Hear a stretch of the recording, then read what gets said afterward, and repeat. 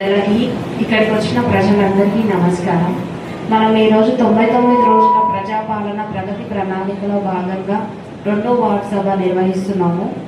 ఇక్కడికి మనం వచ్చిన ముఖ్య ఉద్దేశం మొదటిగా శానిటేషన్ అనేది ఎలా ఇంప్రూవ్ చేసుకోవాలి, వచ్చే వర్షాకాలంలో మనం ఎలాంటి చర్యలు తీసుకోవాలి. రెండోది ఎస్ఐఆర్ మ్యాపింగ్ ఎలా చేసుకోవాలి, ఓటర్ జాబితాలో లేని వాళ్ళ ఓటర్ తీసేసి మనవి ఎలా మ్యాపింగ్ చేసుకోవాలనేది ఇక్కడికి వచ్చిన బిఎల్ఓస్ ఎక్స్ప్లెయిన్ చేస్తారు.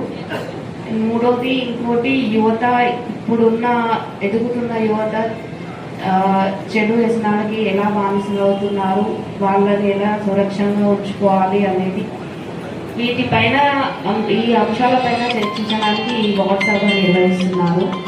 మొదటిగా శానిటేషన్. దయచేసి ఎక్కడ చూసినా చెత్త అనేది చాలా చిన్న విషయంగా అనిపిస్తుంది మనందరికీ, కానీ చూస్తే ఎక్కడ చూసినా చెత్తనే ఉంది. చాలా పెద్ద విషయం, కానీ మనం ఎప్పుడు దాన్ని అంత దృష్టికి తీసుకురాము. ఎందుకో చెత్తనే కదా అని, మనకి దానివల్ల పెద్ద ఉపయోగం ఉండదని. కానీ అనారోగ్యం, దానివల్ల మనం ఎట్లా జీవిస్తున్నాం అనేది మనకి తెలుస్తుంది.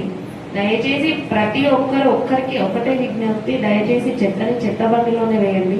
ఎక్కడంటే అక్కడెక్కడ కవర్లు విసిరేసాము అది మన బాధ్యత కాదు అని కాదు. మా అందరికీ ఎంత బాధ్యత ఉంటుందో మాకన్నా ఎక్కువ ప్రజలకి ఎక్కువ బాధ్యత ఉంటుంది. ఎందుకంటే రోజు నివసించేది మీరు, మీ చుట్టుపక్కల పరిసరాలను పరిశుభ్రంగా ఉంచుకోవడం మన అందరి బాధ్యత. ఏదైనా రెండు చేతులు కలిస్తేనే పని తొందరగా అవుతుంది. సో ప్రజలు నాయకులు ఇద్దరు కలిసి పని చేస్తేనే అభివృద్ధి అనేది మనకు కనిపిస్తుంది.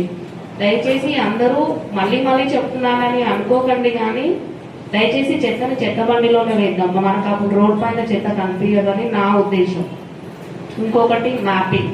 బిఎల్ఓస్ అందరూ మీరు ఇబ్బంది పడకుండా ప్రతి ఒక్క గడప తొక్కి ఈ ఓటర్ ప్యూరిఫికేషన్ అనేది మళ్ళీ 5 yearsకి వస్తుందో 10 yearsకి వస్తుందో తెలియదు. దానివల్ల డూప్లికేట్ ఓట్స్ వల్ల చాలా మంది ఇప్పుడు నిలబడ్డ క్యాండిడేట్స్ చాలా ఇబ్బంది పడుతున్నారు.